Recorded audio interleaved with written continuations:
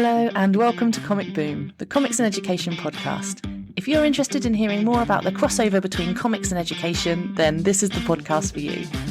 My name is Lucy Starbuck-Bradley, and each week I'll be joined by a fellow educator, an academic, a librarian, or a creator of comics to discuss their journey into comics and provide some inspiration to influence your practice, and hopefully shine some light on some titles that you can bring into your libraries and classrooms and onto your bookshelves at home as well. Today I am joined by Eliza Fricker. Eliza is an author and illustrator and an advocate and consultant for PDA, autism and learning.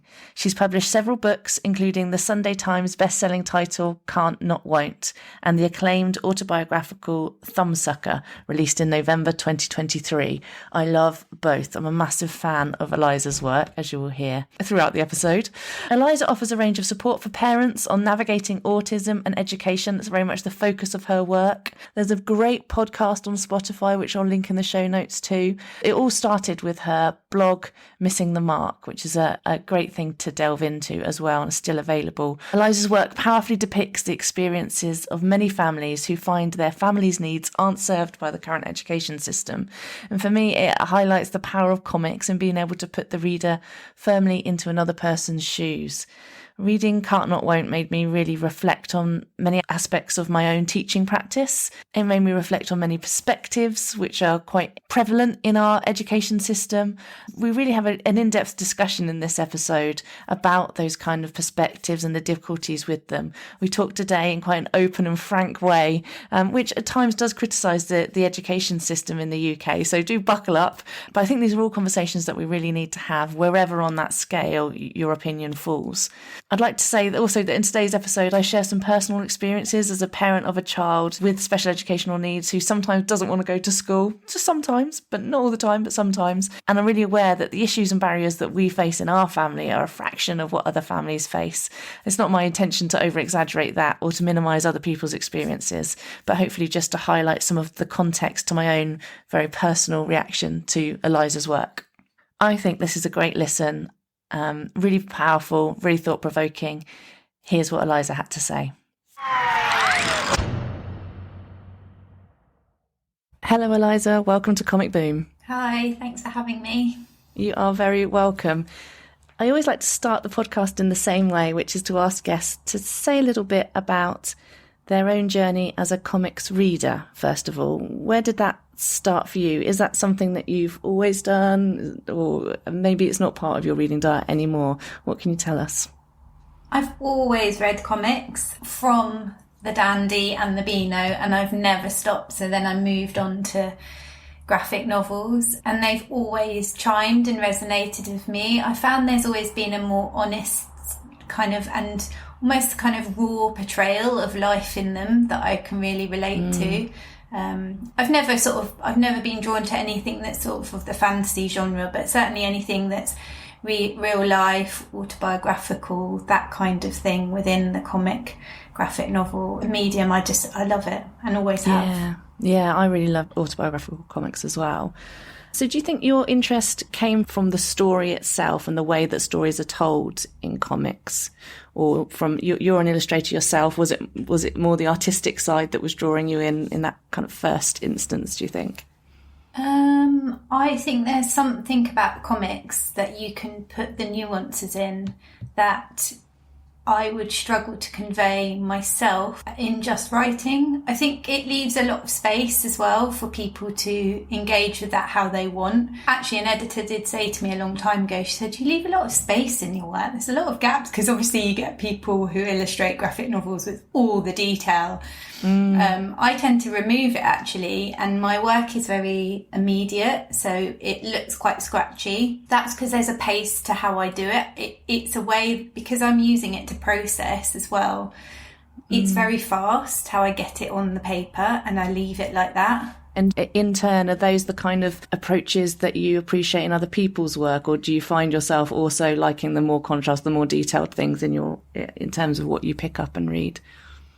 Yeah, I'm amazed when people can have that sort of detail in it, because it shows there's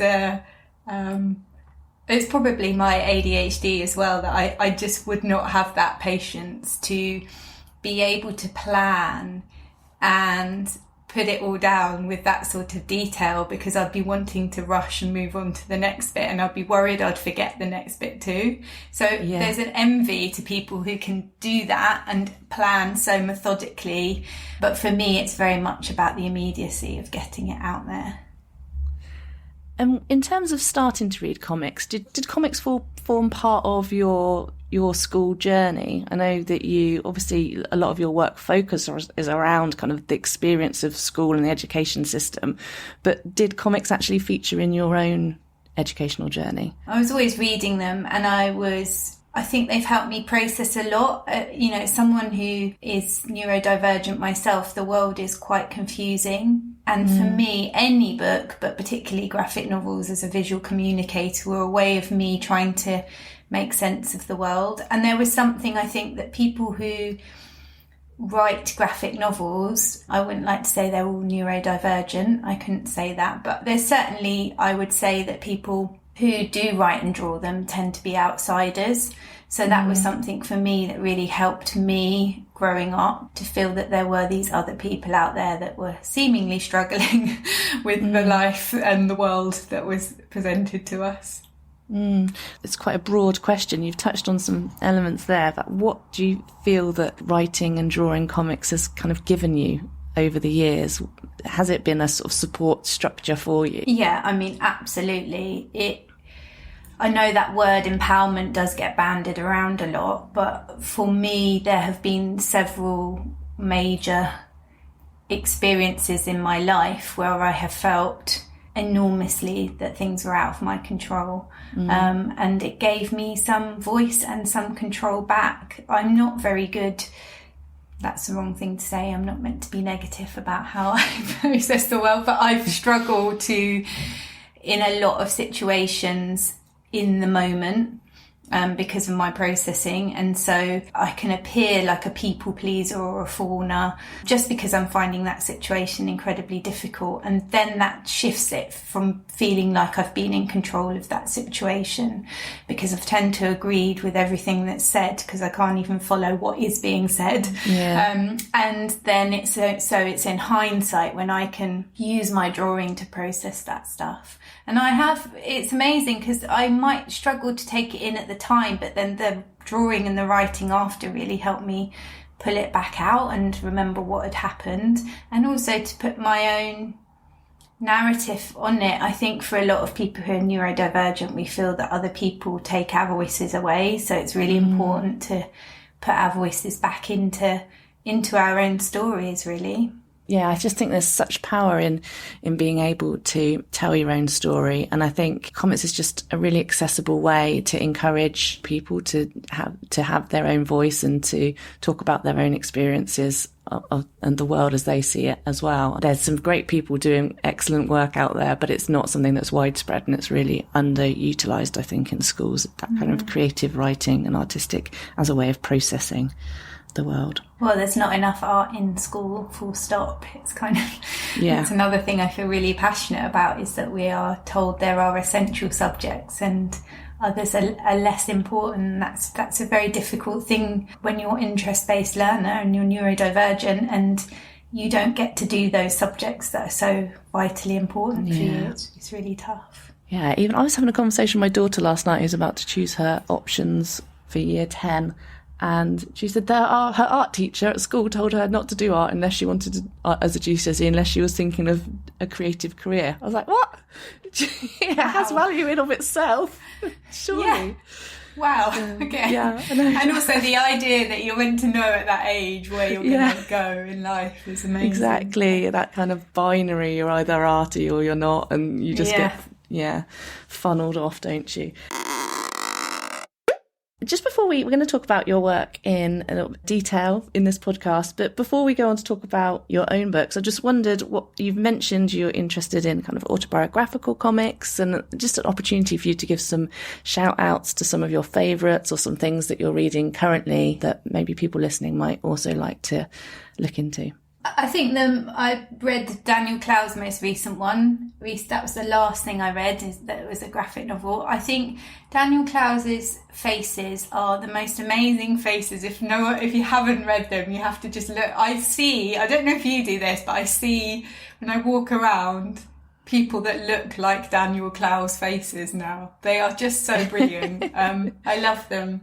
I don't know, I'm just looking at my shelf of graphic novels. I have a lot over there, but I'm reading a school book, as I call it. I have to try and sort of absorb things for my work as well. So I'm reading attempting a non-fiction, but I'm not great at reading. A lot of research and things like that. Yeah. I wonder if you could tell us a little bit about how you became an illustrator, how that journey through the education system, the other influences in your life that led you to kind of having that role. Well, I've always drawn. It's always been a huge comfort to me. I did draw in I put in one of my books, the back of one of my school books, because I was always told off for doodling, and it's absolutely covered in doodles because it was a way I could concentrate. Was to scribble. But I used to draw a lot with my dad. My dad was a political cartoonist for the national press, and he was a stay-at-home parent, so I'd sort of come home from school and we'd sit and we'd draw stuff together, and we'd draw people we'd seen in our local area, and we gave them nicknames. So it was definitely something that made me feel really comforted. The humour element I found I just loved it, and I loved that connection that it brought with my dad, who was sort of my safe person. And so that's just really carried on through my life. I've never really stopped drawing. I did work as a designer for a few years, designing wallpapers, but that was really boring, and I found the design world really boring. Writing books I think it's that connection it's always having that emotional connection to stuff, gives that kind of fire and interest to it. And so that, for me, being able to do what I do now has really kind of just honed in on my special interest, really. And I need to feel that real energy and excitement from what I do. I've never been very good at doing jobs where I don't have that. Yeah, exactly. I always think that. In your book, Can't Not Won't, recently I gave it to a colleague actually as a present, and I put in on the tag, the truth of this is heartbreaking. And I just felt like it really is an honest and really open reflection on some of the issues with the education system. This podcast is for teachers, librarians, people working in the education system. So definitely recommend that everyone gets themselves a copy and reads it, because it really clearly just depicts part of the experience that I don't think as teachers in school we get to see. We don't see what happens at home. We don't see what the parents necessarily thinking when they're sat in those meetings and when they're walking away. And I just think it's a real eye-opener. And I know in terms of, you're depicting the kind of early days of school avoidance in primary school and then through to secondary school. And it's an experience that many people have, but not everyone's shared their experiences more widely. I just wondered what the kind of journey was for you to be able to get to the point where you wanted to and were able to share your story, yours and your daughter's story in this way. It wasn't until we were sort of out of it that I could do it, because I think we were both in sort of survival mode when we were going through those experiences. But a lot of it was rage. I felt an absolute rage for quite a long time, really about the sort of lack of empathy that I remember after it had happened, the sort of the last day, if you like, in the breakdown. And I was just walking the dog, and I was chatting to one of the women I know in the neighbourhood who also walks her dog. And she just, when I explained what had happened, this sort of awful experience on the last day, she said, but, that's a little girl, that's a little child. And, I thought, if someone that I just know on a dog walk says that, how far have we come where we are so desensitised to this harm that we're actually causing children? And I think that was a big driving force, was to put that rage somewhere for sure, because I knew that it wasn't worth sending emails. You know, I know parents who log complaints and have folders full of complaints to school governors and local authorities, and I know what happens in those situations. I know why people do it, because they're really upset, but I know that unfortunately ranks close in. You will get a politician's answer, and I knew it was futile. So for me, this was power to say, this is what happened, and if you read this and you feel empathy, then I've done something, because that's all I'm asking, is that people are empathetic. I mean, I read something just before meeting you just now on Twitter, and it was a head teacher saying, I don't know why we need these trauma-informed restorative practices in our education. We just need rules. And you read these things and you think, who are you? You know, it's so removed from just being kind to a human. It's just amazing. I've certainly, so just from terms of my own experiences with my child, is definitely he's a lot better now, a lot more settled, but definitely he was finding school very difficult. And that experience has made me have some really deep and honest reflections over decisions that I made or ways that I acted as when I was a teacher, when I was inside the system. And I realised I was wrong, basically. I realised that when you're in that system, you feel quite helpless as well as a teacher. You feel like, well, I can't change the system. The system is the system. The child has to come to school. I don't know what to do about that if they don't want to. And I definitely have sat there saying, they're fine when they're here. Definitely said that. And I thought that was what I saw in front of me. But I also know that, you know, my son is fine when he's there. It's when he gets home and he lets it all out that he's not fine. And so I definitely feel that I can, you know, it's eye-opening for me to be able to read your work, but also I've reflected on that from my own experiences. But we need to be better than that, because you shouldn't have to be a parent and experiencing it in order to be able to understand it. So I think that's where the power, you know, to be able to. There's something about the way that you create images that just really opens up and explains all the different feelings, emotions, thoughts in a way that, you know, it wouldn't be as powerful if it was just prose or if it was communicated in another way. And so, I understand that it is, the system is so inflexible. I met lots and lots of nice teachers, and it's not about that. It's about, you know, we are stuck as parents, and the professionals are also stuck with this really inflexible system. But the thing that would have made, you know, a huge difference, and I always say, no one ever said to me, you know what, school doesn't work for all kids. And no one ever said there's other families like you. And so that puts families in a very isolated position, and isolation is not good. We need communities. Putting families in isolation like that with their experiences is really harmful. Yeah, completely agree. And I'm imagining that there's quite a kind of community around your work, that parents who've had similar experiences have reached out to you. What sort of feedback have you had from them? Yeah, I mean, I have a bit, you know, Facebook's probably the biggest following. I think I don't know what it's up to now. I think it's about 50,000, and I do probably between 6 and 10 consults a week. So that's meeting families who just want to sort of talk through their situation, and I think they just want to hear that it will be okay to do something different, because that's something that, like I said earlier, professionals are not really allowed to say.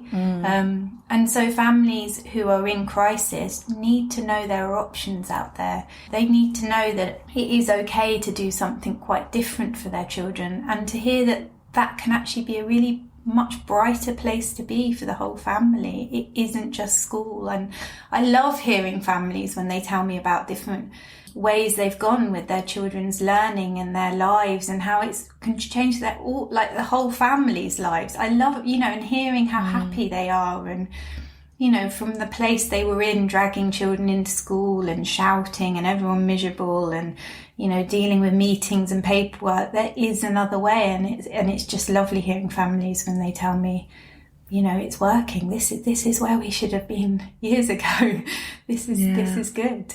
And there's so much fear associated with making that leap outside, because I'm imagining it feels very much like you'd be judged, that you're then, you know, you'll be blamed in terms of, you know, labelled as a parent who's not making the best decisions for their child if it doesn't work out well, or if, you know, there's risk associated with stepping outside of that mainstream, isn't there? It must be a really difficult thing to do, especially when you're, you know, feeling isolated.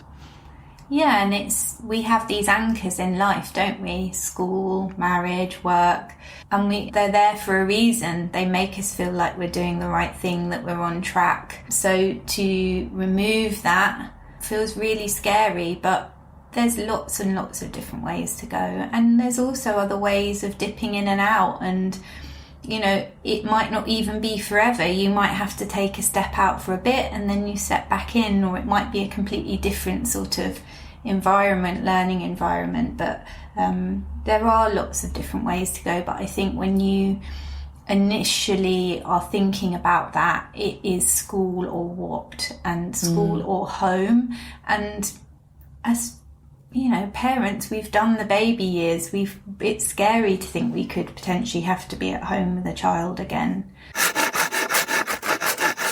So I'm interested in the kind of process to creating Can't Not Won't. I just wonder, you know, you've said that you just didn't have the capacity, it could only be done after the fact. Do you think that fact that you're kind of reflecting back has, and that you kind of know the outcome, I guess, changed the work itself? Do you think that was a really necessary part of creating what it is that you've created, in terms of it being a reflection rather than in the moment?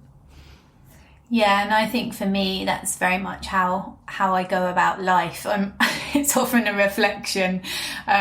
It's not in the moment. But I do remember sort of sitting in situations. The one that really stands out for me was we were sent on a 6-week course, which was for autistic children to transition to secondary school. And I don't know how many, maybe 12 parents were in that room. Most of us had children who were barely going in. And it was the most bizarre set of meetings I've ever been to. I think I managed 2 or 3. They'd stuck a piece of blue tarpaulin on the back wall, and they were using Post-it notes to sort of put up our, you know, ideas and whatever. And they were just completely ignoring the room. They were not reading the room. You know, we're sitting there saying, look, you know, I've got a kid that's not getting in, or I've got a kid that's, you know, smashing up the house. And they were completely whitewashing us. It will be fine. What they need is a map. They need to know. And you're just thinking, you have not got a clue. And I just thought it was so comical that I had to draw it. I thought, this is so surreal. And this is the sort of things that I feel really are places that can be changed. You know, parents want to hear the truth. Parents want to hear the realness, and we do not get that from the local authority. We do not get that from the coffee mornings or the parents groups. It's very much just try harder, keep trying, keep pushing. Yeah. I mean, it's fascinating just to hear there's a 6-week course, because I mean, I think I've probably had half a day's training on anything to do with autism the whole decade I was a teacher. Or maybe it was just for us, the ones really on our knees. They thought we needed 6 weeks of it. The emphasis does seem to be a little bit in the wrong area there. It's really, really interesting, and I guess it is, again, it's that it gives you an opportunity to be a fly on the wall outside of your own personal experience, but there's something about that combination of image and word that I just feel can put you in a room with other people in a way that is really hard to achieve in any other medium.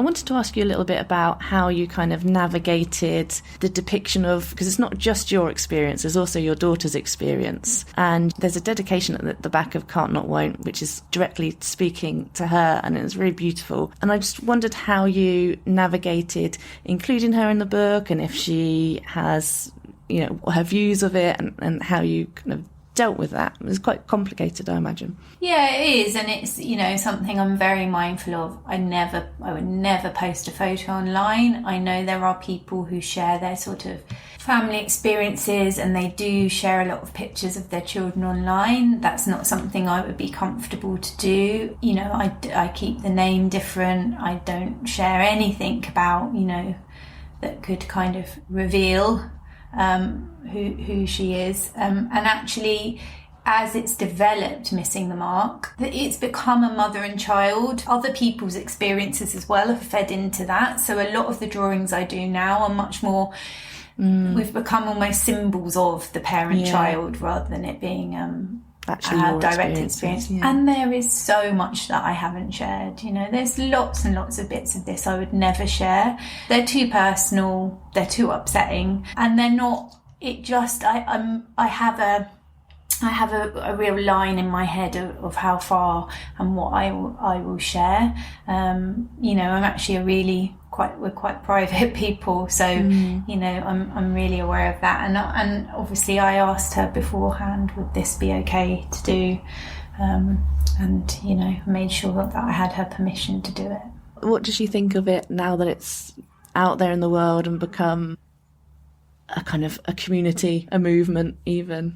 Not really that interested, more interested in sort of trainers and music and going out with friends and Deliveroo.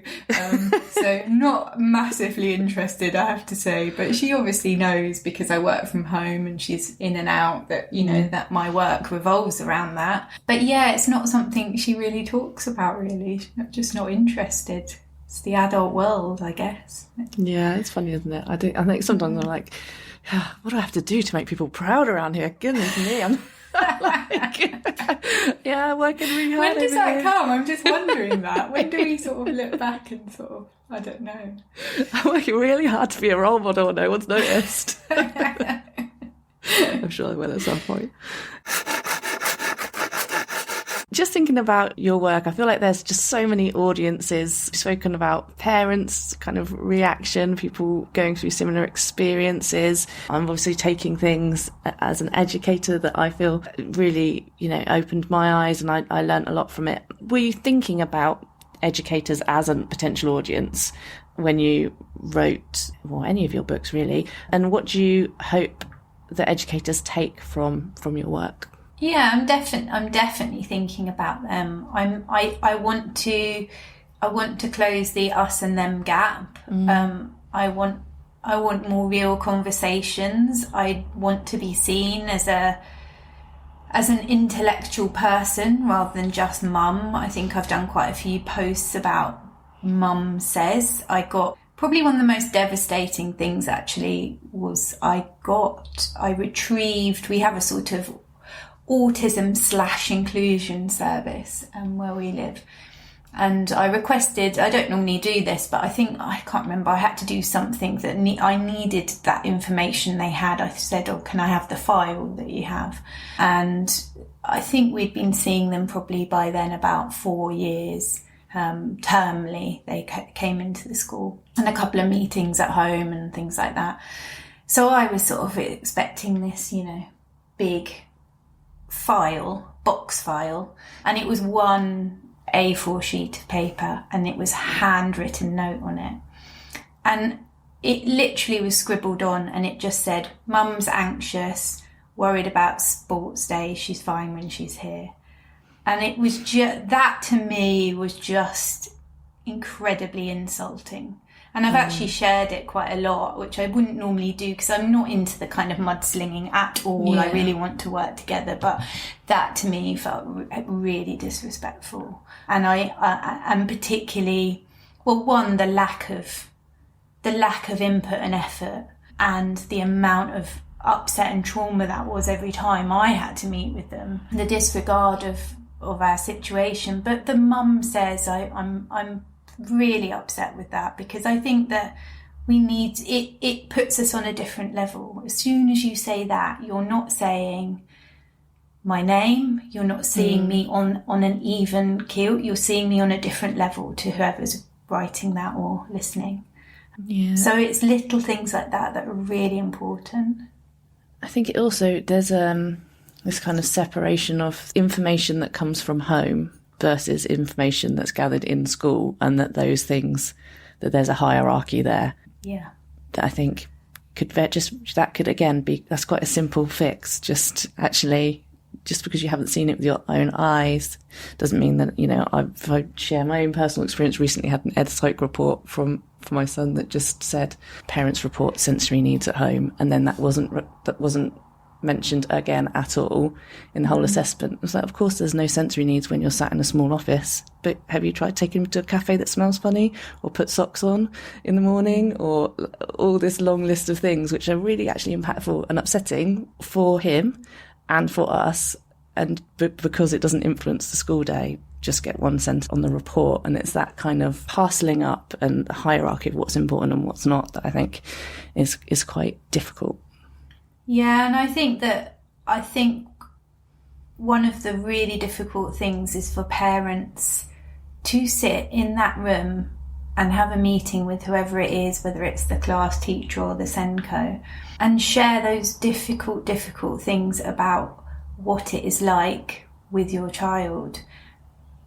I'm not saying everyone can be kind of trauma informed, but to understand how traumatizing that is for a parent to say, look, things are horrendous at home. We are very, very vulnerable when we're saying this stuff, and we're often asked to keep sharing it as well.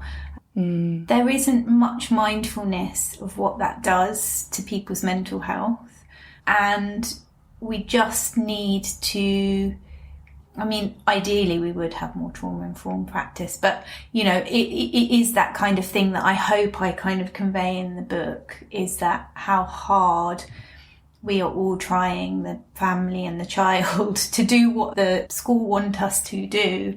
And we very much won't be sitting in a meeting and saying how dreadfully hard it is if it wasn't dreadfully hard. It's a very difficult thing to admit as a parent, that what you're doing is not enough. If we talk about one of your other more recent books, Thumbsucker, can you give an introduction to anybody who's listening who maybe hasn't read it yet? So Thumbsucker is about my childhood, growing up in the 80s in suburbia, undiagnosed autistic. So I used the different names that I was called because of my behaviour or how I presented to others. So I've used those things like chatterbox, fickle, hypochondriac, and then I've put stories to hopefully reframe how people see those things, those presentations, and those names that were linked to those presentations. And there's lots of 80s references, like Bergerac is in there, salad cream sandwiches, all the really essential things for childhood at that time. But I've also hopefully shown it was difficult a bit with my parents, because I wanted to show, obviously it was baffling to them, a lot of this stuff, the meltdowns and the holidays and the meals that were seemingly ruined. But I also wanted to show that actually, they were pretty low demand. I talk a lot about low demand parenting in my work. They were pretty low demand. The fact that I did have this sort of restricted eating, and they were able to just make me a salad cream sandwich, probably did save me, because they were very relaxed with me overall, and that was really helpful. But I think the confusion was the difficult bit. But knowing they were confused or disappointed was a big weight on my shoulders, for sure. And so therefore, have you found, has diagnosis later in life been a liberating experience to kind of to put all of those experiences through that lens, I guess, of being able to frame your experiences within what you now have as a diagnosis? Yeah, definitely, because I think what it does is it I mean, I think there's quite a hefty essay at the back by Dr. Naomi Fisher, who's a clinical psychologist, about how important it is that we can, for adults, it's a reframing of our lives, it's a rewriting of our lives. For a lot of us who think that we are wrong the way we are, we grow up being people pleasers. We lose a sense of importance of self, and we do what others want or we think that they want of us. And ultimately that's a really, unhappy place to be when you're doing that. And so getting a diagnosis means you can look back on that and kind of rewrite it, and then sort of move forward, hopefully being a bit more authentic to your own needs. But that takes time. I'm still doing it, figuring out what I actually do like and don't like, because the problem is when your behaviour, as it would be called, is deemed to not be appropriate to the, for example, the levels of distress you feel when you go to an Indian restaurant and there's nothing you can eat, you learn to suppress that distress. And the problem with that is that then as an adult, you don't know what is good for you and isn't good for you. So one of the things my therapist said is just stick to, does this feel good or not? Don't worry about analysing it. Does it feel good or not? Now, that probably seems really simple for a lot of people, but it's certainly not as a late diagnosed autistic person. It's very much figuring out the world now. And did you come to the awareness around your own autism through your experience as being a parent? I knew when I was going into that environment again, that school environment, that it felt horrendous. And I knew that I was masking so much at the school gates, in those meetings. It was exhausting. And in fact, I met up with an old friend from school who was a parent at school who also is late diagnosed, and she said, I would never have believed you were autistic. She said, you convinced me you were the most neurotypical person I'd ever met. And this was on Saturday. I've just seen her for a coffee, and it made me cry because it showed how much I was trying to cover up myself, convince people. And that was certainly ramped up being in that school environment for me. But it was meeting people through the work I do now where I just felt really comfortable with them, and I didn't feel that need to mask. And actually it creates more authentic connections, because when you stop masking, it is the real you a lot more, and you suddenly think, people are kind of reacting it's easier now. Because people I guess probably when you're masking, people are really confused as to who you are and they can't get a handle on you. So actually you think that the masking is really working, but it's actually creating quite a disconnect, I think, with how you're connecting with people. Yeah, it's really interesting. And it's, I guess, getting the diagnosis, having that isn't the end of the journey. There's a whole lot of work afterwards and processing and things like explaining to family, friends as well. It's all part of a long process, I imagine.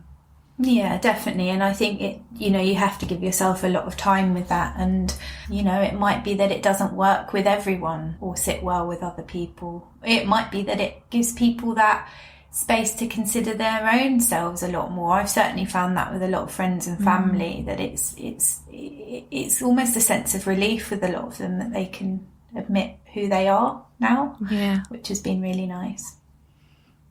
I think kind of leads me on to another question that I had, which is around the opportunity for comics to kind of support children and young people that are going through these kind of experiences themselves. You've said that you found it really empowering to be able to reflect on your experiences and almost work through them using comics as your tool. And it seems to me that there's a really powerful opportunity to introduce this as something that young people and children can access as well, to share their own personal stories. I wonder what your thoughts on that are. Yeah, I think that would be great. Yeah, really good. And I know that a lot of parents have said that their children have read my books, which I'm really surprised about. I've had some really lovely feedback from parents saying that their children have read Thumbsucker and said, this is me, this is how I feel. And that's really amazing, because that's, what I used to feel reading comics myself, this person is a bit like me, when you feel quite other. Yeah. So that's been really nice. And I think, I'm certainly aware that a lot of the books that children are given to look at when they are diagnosed autistic can feel quite condescending, and there's a kind of inauthenticity to that. You're meant to be a sort of genius, or I think people just want to know that they're as flawed as anyone else, really. And so that's been really nice. And I do think it could be, if that opens up if young people feel that there's something that they can connect with and that resonates with them, then that's brilliant. So we're coming to the end of the podcast, and I have a regular kind of way of wrapping things up at the end. I wondered if you could pick out some key takeaways that might influence practice from educators listening, provide them some food for thought just as we come to the end of the podcast. I think just try and be authentic with the families they meet. And, like I said earlier, I think that we're often desperately searching for that. And I still remember we had an ed psych who I do feel was really authentic with us and did understand. And I still remember him and a lot of the things he said. So those will be really important for families to know, that people do understand. They're not saying that there's a magic wand to wave. It's often a very complicated situation. But, be honest, and or say to families, do you want to have a really honest chat? And, go radical with them if you think that they want that and they can take that. Because I think often we've got to a place anyway where we're not thinking our children are going to attend every day. We're not thinking they're going to get 9 GCSEs. We've moved away from that, and we're just looking for some light, really, and to know that there are options, and try and give families options. And our final thing is, if we were to add one comic or a book about comics or a book about autism, the kind of topics that we've been discussing today, what book would you recommend we added to our to be read pile? I would say, if you're exploring diagnosis as an adult for yourself, I've just read Catherine May's book, which is called The Electricity of Every Living Thing. It's a really beautiful book about a woman who goes walking, exploring her own diagnosis, but also it tackles sort of motherhood and perhaps that overwhelm that a lot of women will feel through motherhood, and realising that maybe that's a lot to do with sort of their own processing and sensory needs. So I think it's a really brave, honest book. And I'm just looking at my bookcase now. What else would I recommend? Well, I love Letters to My Weird Sisters, which is Joanna Lindbergh's book about perception of women through history, and again the potential that maybe they were actually neurodivergent. That's a really powerful book. That sounds amazing. Yeah, anything by Naomi Fisher if you want to consider other ways to learn. I think that's a really important. Her work is very much about the classroom not being the only way for children to learn, and gives a really hopeful portrayal of other things for children, and why the classroom may not work for lots of young people. Thank you for those recommendations, and thank you so much for coming on the podcast. I try not to gush too much about people's work because I find it very awkward if I just go on about how much I love their work when I'm talking to them, but I do really love your work. I found it hugely inspiring and beautiful. So thank you for coming and talking on the podcast and sharing your experiences with the listeners. Thank you so much for coming on. Thank you. There you have it. I hope you found that as fascinating and eye-opening as I did. I would wholeheartedly, or come as no surprise, I'll wholeheartedly recommend you get a copy of Eliza's books. I think they're incredible. And I'd love to know your thoughts about what you've heard today. If you've read the books, if you're going to read the books, so please do tag me on Twitter. X. I don't like calling it X. Do tag me on Twitter, get involved in the debate. I'd love to have conversations, more conversations online as a result of what people have listened to on the podcast. You can find me on @Lucy_Braidley on Twitter. And you can find the podcast on Instagram @comic_boom_podcast. So I've been busy. For those of you who follow me on social media, you have seen that last week I was part of a team at the National Literacy Trust that launched a report into children's engagement with reading comics. Very exciting. So the report draws on data collected from early 2023 from just over 64,000 children and young people aged 8 to 18 from across the UK, and it explores the attitudes and beliefs of comics readers. Absolutely fascinating. I've been so excited sitting on all this information. Just going to give you a few highlights, a few flavours. The report is completely free to download, available on the National Literacy Trust website, and I'll put it in the show notes as well. So some of the things that we found include children and young people who read comics are more engaged with reading regardless of their age. So nearly twice as many children and young people who read comics in their free time told us that they enjoyed reading compared to those who didn't read comics in their free time. That's fascinating, isn't it? Something about that varied reading diet, something about having that access to a wide variety of reading materials. I don't think it's just about the comics, but there's a very interesting things that we can infer from that data. More of those who read comics rated themselves as very good or good readers compared with those who didn't read comics. Again, for me, that speaks to self-perception as a reader, confidence, that feeling of being able to complete a text, the way in which the images support the understanding, but it's not that it lacks challenge, it's just that it makes content more accessible. I think that's really interesting. More of those who read comics told us that they read something daily in their free time compared with their peers who did not read comics. So again, getting really entrenched into those daily reading habits, the access, the attitude and the behaviours all coming together to form what we see as a reader. And one of the things that was really interesting to me was the answer to why children read comics. Readers of comics were motivated to read for a diverse range of reasons. Children and young people told us that they read comics because they were accessible. Yes, tick. Engaging. Big tick. They supported their well-being. Fantastic. And provided opportunities to learn about different cultures. Really, really interesting. And one of the things that I found so fascinating as well is we didn't actually ask children about writing at all. We didn't ask them about whether they wrote comics, whether they made comics in their own time, but they wanted to tell us anyway.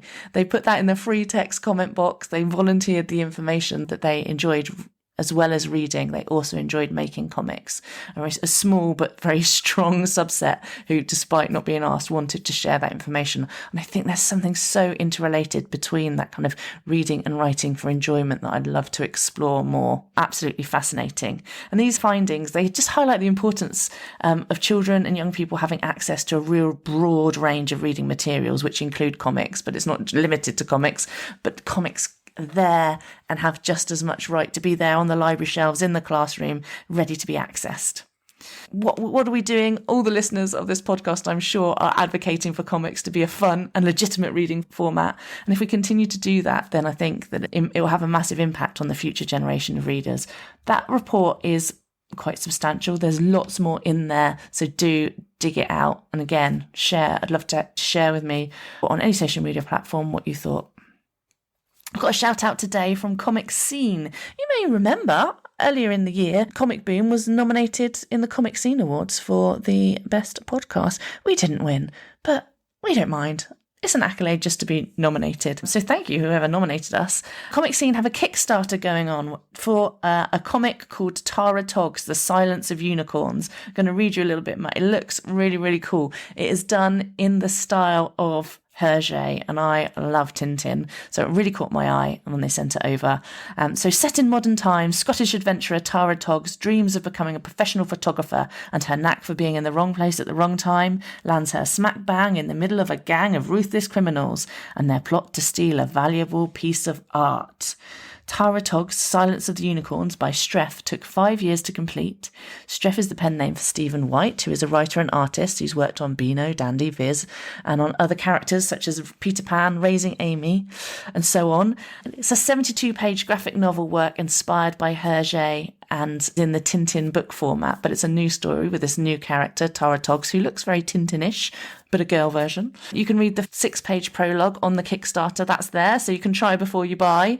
It looks so cool. It really did take my fancy, especially if you're a fan of Hergé, but we're looking for something a bit more modern. I think the Kickstarter's £8 to get a digital copy, £10 to have the printed copy sent to you. I think it's open until the 18th of April, so it's only a couple of weeks to get involved in that Kickstarter if you're interested. I'm going to be signing up for it. I think it looks really cool. That's it for this episode. It's been a bit of a mini season of Comic Boom this time. We normally do 10 episodes, a nice punchy 6 episodes this time, but we will be back in the summer term, so it's not going to be very long. And excitingly, the podcast has a sponsor next season, which is brilliant. It means that I can do some work to hopefully over the course of the season improve the website, and it's great to be able to have a little bit of funding going in to cover the cost of the recordings. We use a system that you have to subscribe to monthly to do the recordings and to do the editing, and another system to get it out onto all of the different podcasting platforms. So it's not a free endeavour, so I'm absolutely delighted to be able to have a little bit of funding to help support it. But thank you so much for being